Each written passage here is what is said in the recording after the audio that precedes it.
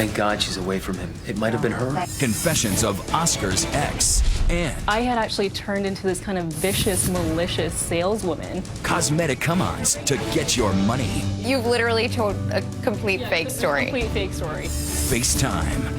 Plus, baristas spilling the beans on customers who act like this. Come on, I've got to go. If you want it fast and frothy, you better be friendly or else. I've given decaf to people who wanted the extra caffeine. Absolutely. Buzzkill. Then, money-hungry mechanics taking you for a ride. It's so easy and they'd never know. From the idiot light on your dashboard to using a splish and a splash to call it fixed. Our hidden cameras catching them in the act. He actually didn't do anything. Driver's ed. And a presidential hopeful and his fire-breathing first lady. It was abusive. It was like the devil wears Prada. Brought down by their chef. Be careful how you treat the help. You were just like, is this for real? Tonight, the insiders who know all, see all, and now tell all. Karma is a bitch, and I do believe in it. Can I say that on TV? True confessions.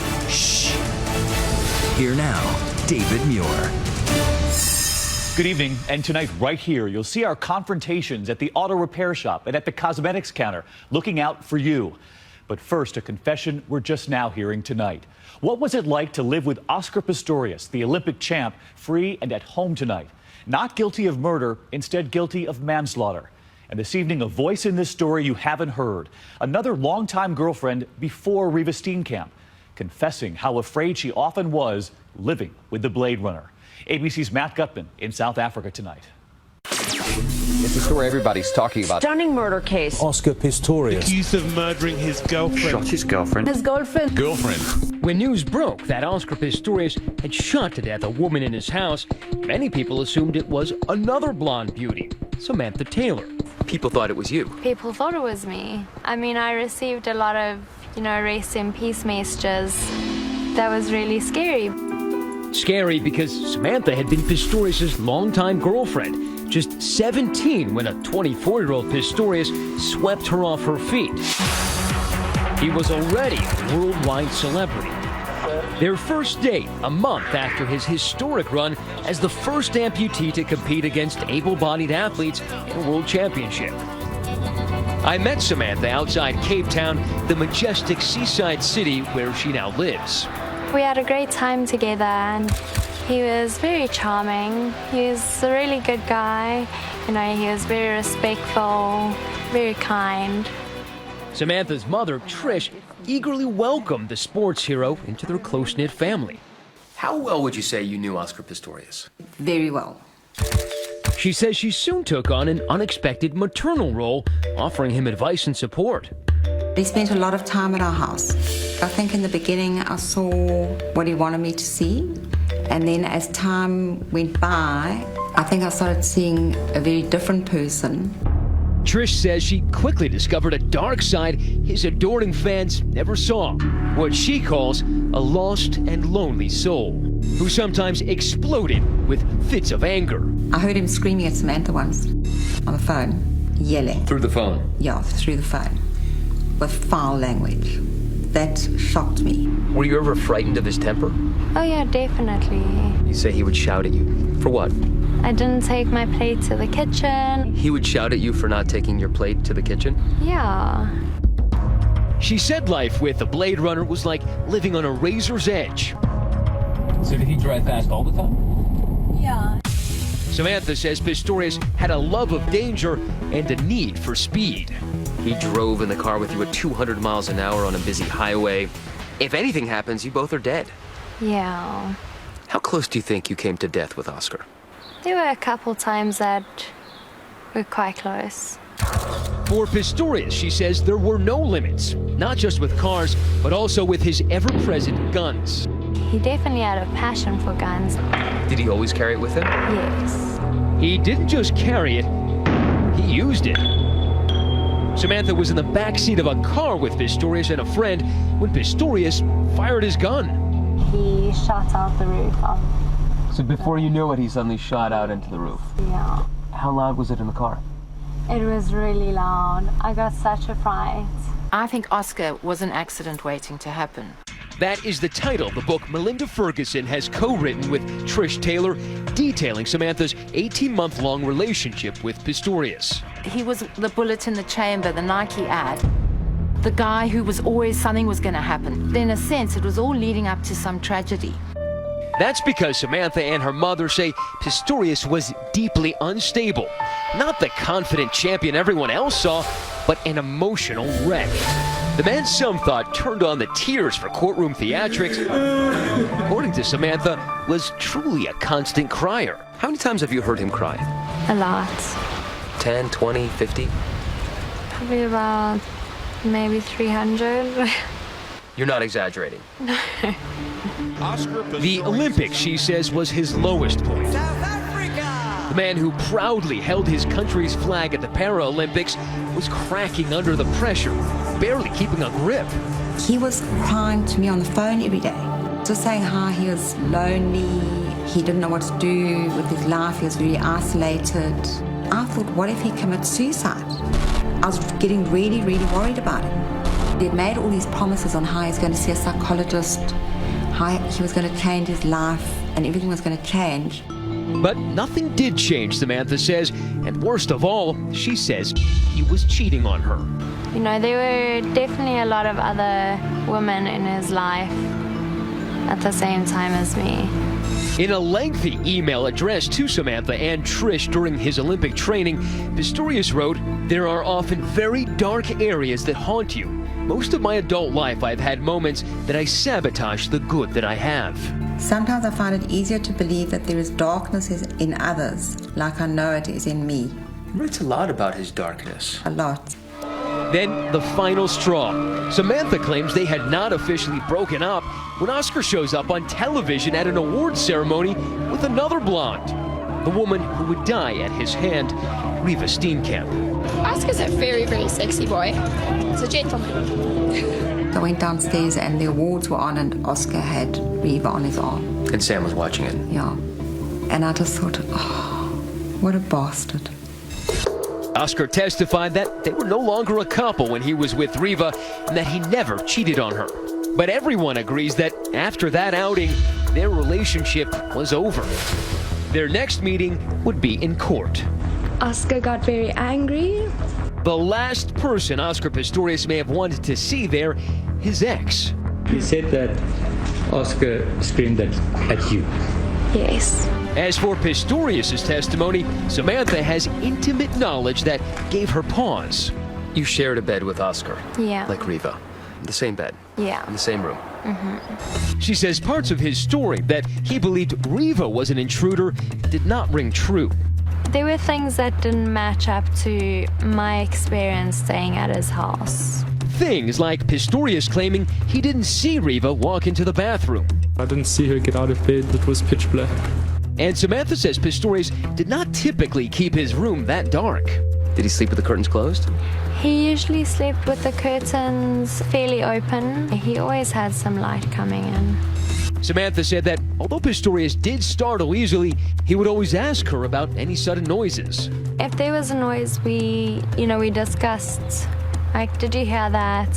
When you heard that Oscar didn't really make physical contact with Riva that night, Yeah. did you find that odd? I did. I found that very odd. Pistorius' spokesperson declined to comment for this story. The judge ultimately ruling that Pistorius shot Riva unintentionally and today convicted him of manslaughter. He is found guilty of culpable homicide.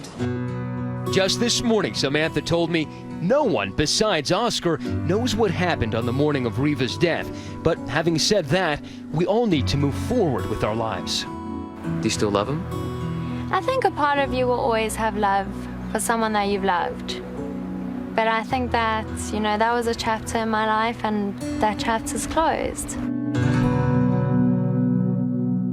Her chapter closed, but Oscar Pistorius is still open. He could face 15 years behind bars or nothing. Tweet us, let us know. Use the hashtag ABC2020 and next right here, a much different reveal. What's really happening when you leave your car at the auto repair shop? 2020 catching it all and the confrontation you don't want to miss.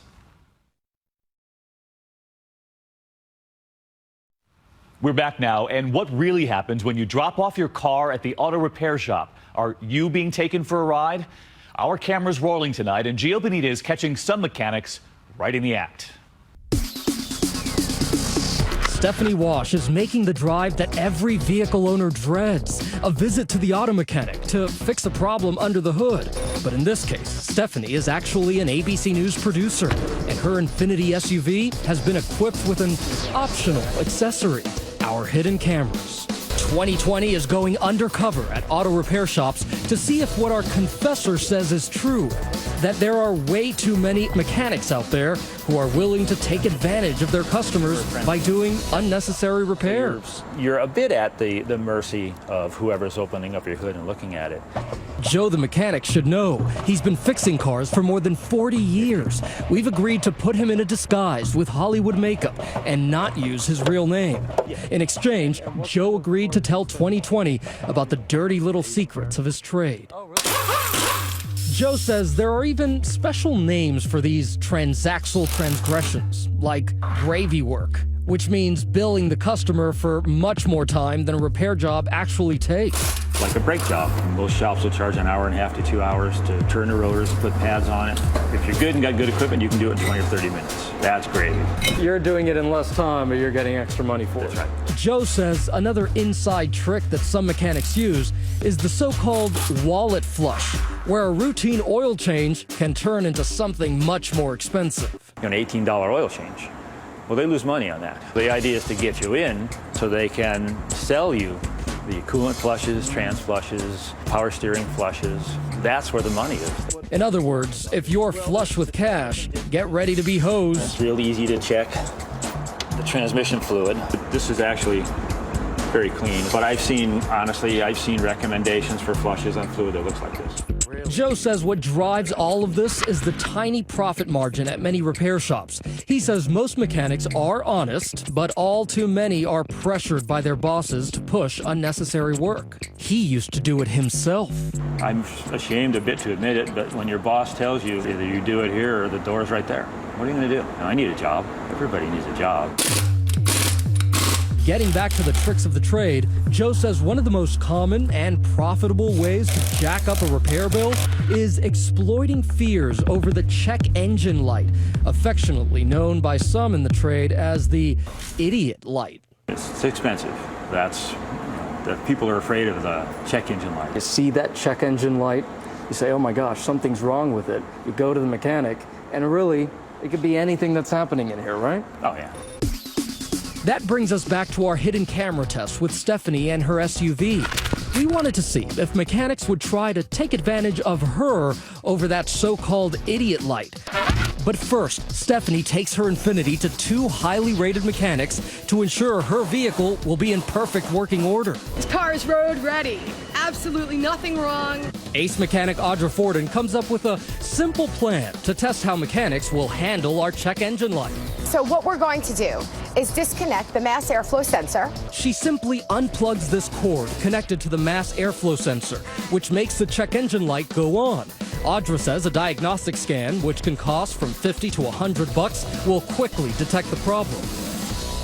We hit the road, taking Stephanie's Infiniti to auto repair shops in New York and New Jersey. Good morning. I have an appointment. Fixing the check engine light was a no-brainer for this shop, Quality Auto in Belleville, New Jersey. They quickly spot the problem and simply plug the cord back in. They don't even bother charging Stephanie for their time. It took more than 15 minutes. I didn't charge everything.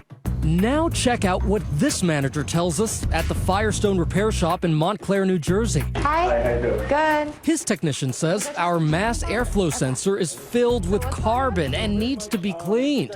He recommends a fuel system cleaning for an extra $99. The car is going to run a lot smoother, more efficient, and it will prevent this from happening again. But our hidden camera shows the technician is able to locate what's really wrong with the car. Here, he plugs in that loose wire and closes the hood. Still, he tells us he did an extensive cleaning of that mass airflow sensor. Did you guys clean inside there? Yeah, I had to open it all up. When we later contacted the shop, That manager tells us he was shocked. The corporate headquarters told us it is unacceptable to us if misleading, incomplete, or inaccurate information was presented at our Montclair location, and they are investigating. That brings us to this repair shop, Monty's in North Babylon, New York. Hi, I've called. My service engine light's on. Our hidden cameras show that Monty's fixed the actual problem seconds after opening that hood by plugging that loose wire back in. But all of a sudden, the mechanic tells our producer she should replace the entire mass airflow sensor, stripping her wallet of more than $300. Maybe we should call this place the Full Monty. I'm not trying to scare you, but I let you know from the beginning. Those parts are so expensive. But there's good news. The mechanic then suggests a less expensive fix. He can take the sensor apart and fix it for the bargain price of $190. You know, $190, I can remedy the problem. When we return to pick up the vehicle, the mechanic proudly shows Stephanie their work, saying the sensor has been taken apart and fixed and that the engine is sparkling clean to boot. So what I did, I open it and go one by one, clean it, you know. Okay. I should have made a video, so I'll show you the video. Oh wait, there is video. When we check our hidden cameras, we discover that Monty's never even touched that sensor they said they would take apart. We did get a quick spray and rinse of that engine, and of course our loose wire was plugged in. Benitas with 2020. Time to get some answers, so we return to Monty's for a little heart-to-heart. You said you took apart the sensor and you actually didn't do anything. I don't know what you're talking about. You don't? You want to see what the video says? Because you never actually took it apart. There was a hidden camera watching every single moment. And all you did was you sprayed it. Oh, you know what? You get the camera off. He now says another mechanic did the actual work. That mechanic later told us all he did to fix the problem was plug the wire back in, and he said there must have been a break in communication.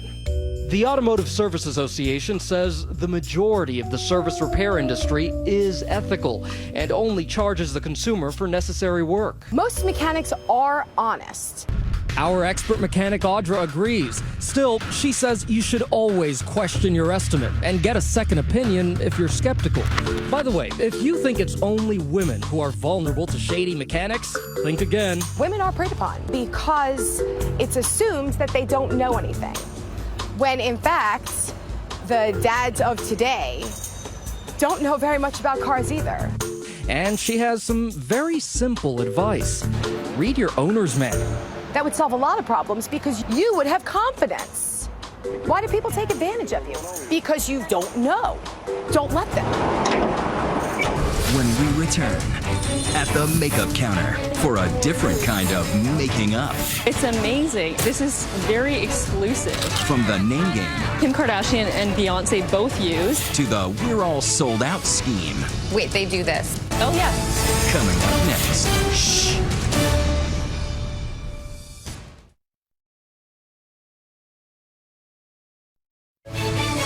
2020 continues with confessions at the cosmetics counter. Here's Rebecca Jarvis. So this is actually Kim Kardashian's face primer. It's eco-friendly. Do you see how the pores have just diminished? It's actually made in France. It's amazing. This is very exclusive. This cosmetic saleswoman is full of it. 15 years younger. Instantly moisturizing, refines your pores. You'll see the result within 3 months. Brandishing those bottles, she's making up bogus information to entice customers into buying the products she's pushing. I had really bad acne. It doesn't show because I've been using this skincare cream. And it's working. Okay, so yours is going to be $40. I'm going to ring it up and give you a receipt. Before she takes your money, I'm Rebecca Jarvis with ABC's 2020. And this is all a joke. She made the whole thing up. All of it. She is former cosmetic saleswoman Shayna Azad. Shayna agreed to show off the hardball tactics she and some of her colleagues use to sell. Do you feel bad about this at all? Oh yeah, of course I do. That's why I left. I don't do sales anymore. I had actually turned into this kind of vicious, malicious saleswoman, and all I wanted to do was sell and get into their wallet, and that was horrible.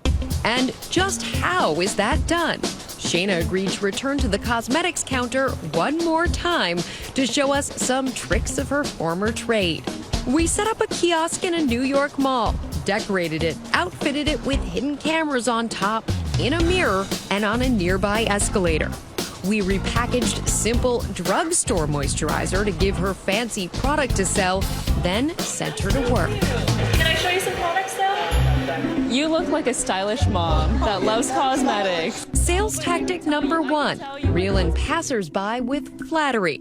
You already have beautiful makeup. I just want to show you a couple things. The sweet talk continues once they've stopped to chat. What eyelashes are you wearing? That's so beautiful. Shayna says the point is to turn passersby into temporary friends. Have you paid people compliments you didn't believe? Oh yeah. Oh my God, I love your eyes, and you actually don't. You don't? But you create a relationship, and once they have that trust with you, they feel confident enough to get anything that you recommend. Next step, the claim game, which starts with name dropping. Kim Kardashian's makeup artist actually uses this. You get the highlighter that Kim Kardashian and Beyonce both use. You've literally told a complete fake story. Complete fake story. Also fake, yet equally effective, Shayna's claim that the product is foreign. It's from France. Yeah, this is made in France. She mentioned, I think, that it was made in France. You thought? Well, I don't know. Things are made in France. Usually they're really good. And take a look at this trick. I'm gonna let you hold on to that for just a moment. Once she gets you to actually hold the product in your hand, you're close to sold. I'm gonna let you hold on to this just for a second. You can hold on to that. You were kind of already feeling it, you had the ownership, and you were going to buy it. I'm gonna buy it. Just what I need is more makeup. Yeah. Right. And yet, here's another. Once the customer has tried a few samples but isn't quite ready to buy, it's time to call in a coworker for help. The drive-by. The drive-by. Yeah, sometimes you'll have somebody just like walk over like, oh my God, that's so great, and just like walk away. Wait, they do Like, this? yeah, really quick. This is a tactic. Oh yeah. And here's a time-tested tactic, the makeover guilt trip. Say, you know what, I just spent an hour with the last customer and she didn't buy a single thing. Can you believe it? So now they're thinking about it, they're like, oh my God, like that was gonna be me and she's gonna hate me. I don't want this makeup artist to hate me. When it's time to close a sale, Shayna says there's a surefire way to push past a customer's indecision. I'm so sorry, but I have to check if we even have this in stock because we've been selling out like crazy. You know what, let me check the back. I might have one more left. So let me just double check to see if we actually even have it. And so you run to the back, you know, wait in the back for a little bit. You will literally wait there. Oh yeah. Then the salesperson makes a triumphant return. Come out waving one more lipstick. This is our last one. You're so lucky, you know? I mean. My name is Rebecca Jarvis. I'm here with ABC's 2020. Oh my God. This is your $10 This is your back. $10 back. Because she got you hook, line, and sinker. Yeah. Yes, she did. Sales tactics aside, do you really need to spend big bucks to look great? To find out, we challenged Shayna and ABC makeup artist Camille Zola to go shopping. First, we hit a drugstore. That's good. That was great. Total spent, $180. Bye. Then our next stop, a high-end department store with all the top brand names. The high-end totals almost $600. Here's what we bought in both places. You can see the eyeshadow alone was $79 versus $8 at the drugstore.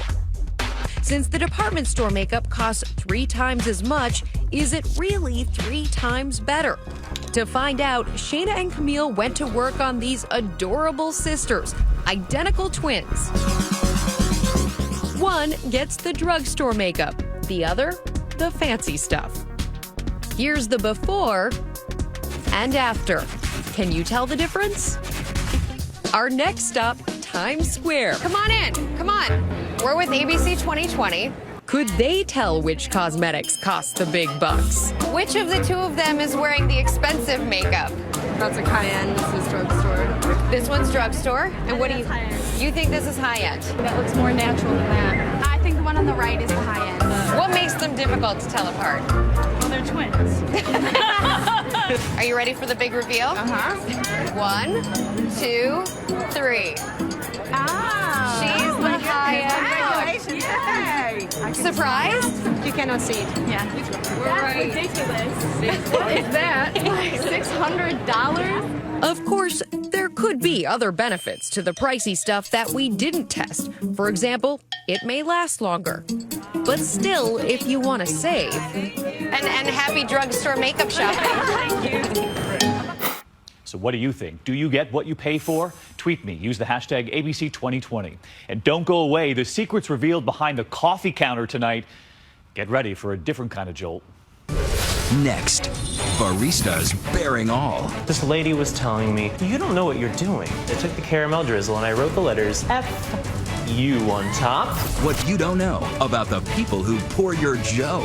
Out and out rudeness is a quick way to get a decaf shot. Getting revenge by killing your buzz. Coming up next. Shh.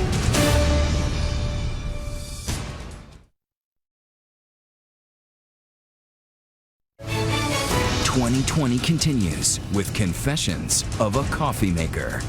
Here's Nick Watt. The most valuable traded commodity on earth. Coffee. We want it early, we want it fast, we want it now. And beleaguered baristas get paid on average $8.66 an hour to deliver fix after fix after fix. Baristas are basically drug dealers. Former barista Haley and current barista Max say you and I are the addicts. So when the, junkie comes to get his fix, he's not going to be super polite. He's just really focused on getting what he's there for. So Max and Haley created this video. It's a parody of I Dreamed a Dream from the musical Les Miserables. Wait your turn and stay in line. We all have a place to be. Now I shall drink the drink. They call themselves Les Miserables Baristas. It was all my pent-up sadness and frustration, and I took it to a creative outlet. There's one instance in which this lady was telling me, you don't know what you're doing. And so I went ahead, I took the caramel drizzle, and I wrote the letters F-U on top. And then there's this guy. I had a customer threaten to stab me one time. Let's call him Bill. He still works at Starbucks and writes a blog called Your Barista Hates You. He insists on full disguise because he fears he'll get fired for spilling the beans. Our number one tool in the arsenal is definitely the decaf button. They'll decaf you when you ordered caf. Just out and out rudeness is a quick way to get a decaf shot. They will steal your buzz away from you. I've given decaf to people who wanted the extra caffeine. Absolutely. See, the problem for a barista, though, is that you're out in the open. You're not back in the kitchen where you can spit in the soup. If someone's being particularly, rude, you can add little extra charges. Like normally, if you say, I want a latte with caramel, vanilla, and chocolate. The barista could charge you just once for a wee dash of each, or if you're unpleasant, charge you 3 times. That's like $1 difference, at least. So, you're being nice, you're not going to get decaf, but how do you get the most caffeine possible, maximum buzz for your buck? Apparently not with this. The Frappuccinos are mostly ice, very little coffee. Our profit margin on Frappuccinos is huge. And when it comes to lattes at Starbucks, just order the medium. The large doesn't have more caffeine, just more steamed milk. Whatever your choice may be, we were told to go for a light roast. Dark roast has less caffeine. Dark roast, less caffeine. Executive coffee chef Jeremy Gersey, yes, that's now a thing, knows his roasts. According to Jeremy, iced coffee can be the most potent. This is my pride and joy. This is a Kyoto 8-hour cold filter drip. That is delicious. Oh my goodness, there's texture, it's kind of, oh yeah. Like a fine bourbon. Clearly, I'm now an expert, but the real experts, the baristas we talk to, they say you, the customer, really have no idea what you're drinking. There are the select few who are truly coffee aficionados, but the vast majority of my customers actually don't really know anything. This is nice coffee. Remember that Folgers commercial from the 80s, from before we got all fancy pants about a cup of joe? We're secretly replacing the fine coffee usually served here with rich, dark, sparkling Folgers crystals. We did something similar at local favorite Phil's in Santa Monica. We lined up a cup of supermarket standard, 5 cents a cup, a premium Java from a well-known coffee chain, $2 or $3, and a third, the most expensive coffee on earth. It's a blind tasting. Are you like a coffee type guy? I drink coffee every day. Patrick guessed this is the most expensive. Confident? Yeah. Oh, man. It's the cheapest. Patrick, we have a total failure. Oh, that's great. I hope I don't get this wrong. I hope you do. Take your time, swill it around, do whatever you need to do. Ashley guessed that coffee chain coffee was the most expensive. It's not far from it. So maybe we really don't know what we're drinking. And what is that mystery most expensive coffee on earth? This It's the expensive one, obviously. $75 a cup. This one? Is that coffee that the bean comes out the monkey butt? Nate, clearly a connoisseur, was almost right. Indonesian civet cats eat coffee berries they ferment inside and out poops the beans. That has depth, character, warmth, subtlety. It's wrong, but it's right. Nate, by the way, nailed the taste test, but still thinks that maybe coffee chain coffee isn't quite worth it. So do I think like I'm getting fleeced and used? Of course. But will I continue to do it? Of course. The Barista Guild of America told us since the invention of coffee drinking by the Ethiopians, making coffee for another person has been a deeply caring and personal act. This is a real organization, by the way. We use service skills to help us navigate challenging customer interaction. As for Starbucks, one of the most admired companies in the world, it told us it is appalled by Bill the Barista's claims of decaffing rude customers. The behavior described would not be tolerated and is not reflective of the character of our 300,000 partners around the world. How do you get on your barista's good side? Know what you want before you get to the register. Good tip. And speaking of tips, tipping also helps. Yes. Like if you put in that $1, we will remember you. Saying, how are you back is really nice. just don't be a dope. You won't get decaffed and you might even get a treat. People I liked, I would reward, give them a little extra whipped cream or draw a little smiley face on their cup. When we return, the little people getting back at the big rich people in the governor's mansion. Does karma come to mind? Yes, karma is a bitch. The kitchen's heating up. Coming up next. Shh.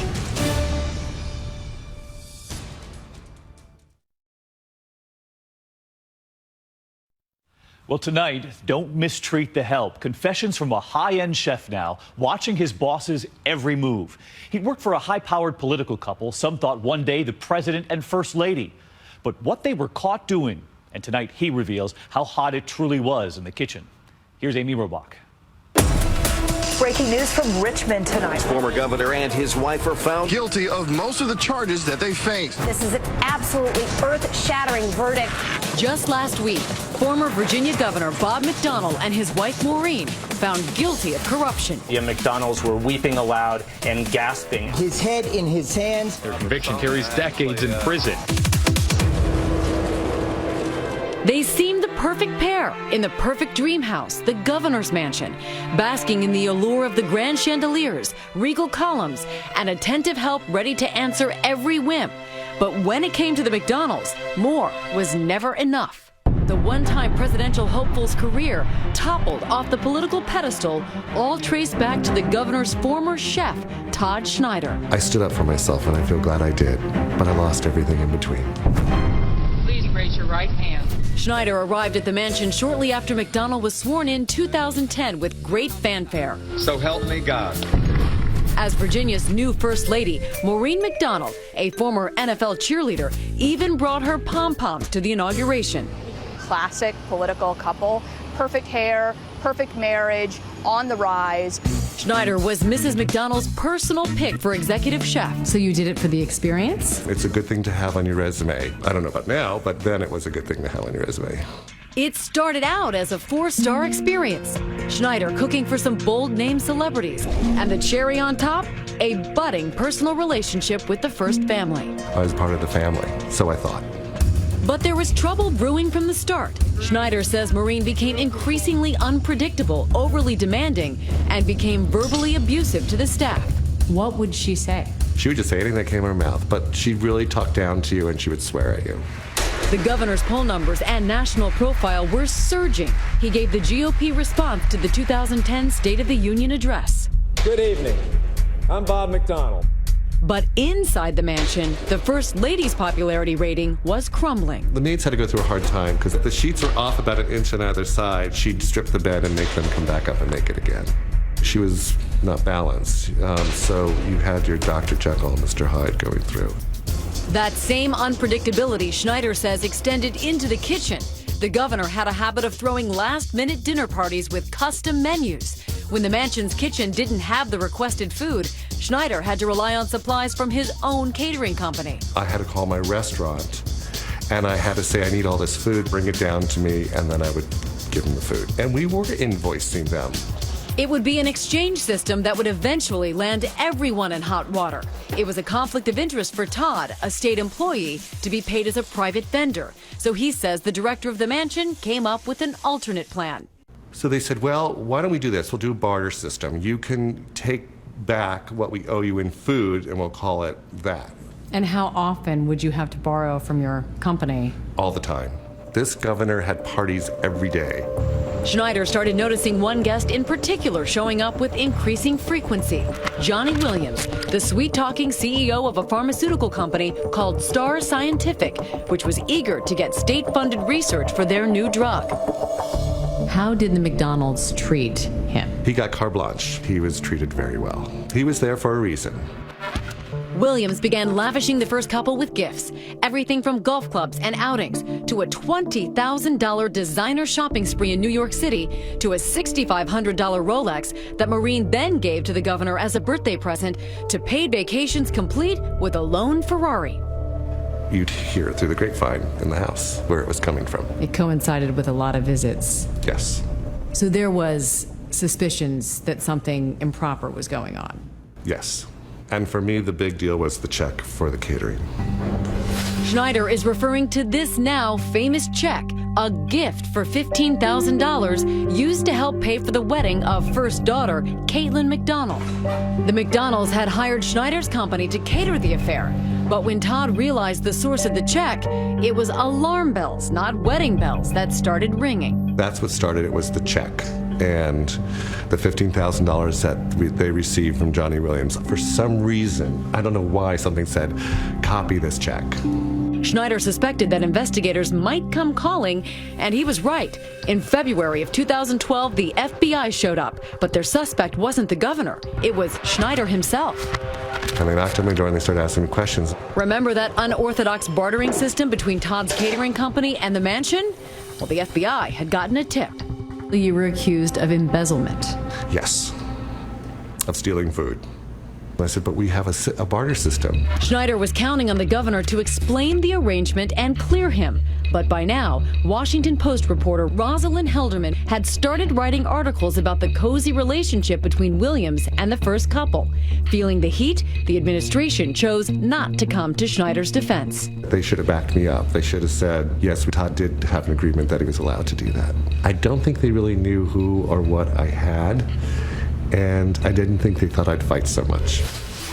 Staring at 4 new felony counts and left a twist in the wind, Schneider fought back, playing the ace he'd kept in his vest, that $15,000 check from Johnny Williams. He told them about a bigger fish. It's a classic tale. Todd was really the pebble in the pond that started the investigation. And as the governor gave his State of the Commonwealth speech, now while this public chapter of my life draws to a close, little did he know the state of his own house would soon collapse. Former Governor Bob McDonald and his wife are facing 14 felony charges. This is day 1 of the corruption trial against the former first couple. The final disgrace served by a Virginia jury last week. The former governor convicted on 11 counts of corruption, his wife 9 counts of corruption and obstruction of justice. Collectively, they face a maximum of 400 years behind bars. Thank you all for the way you've handled this. I really appreciate it. I feel redemption because the governor and all the people that worked for him threw me under the bus. Does karma come to mind? Yes, and I've been known for saying that. Yes, karma is a bitch, and I do believe in it.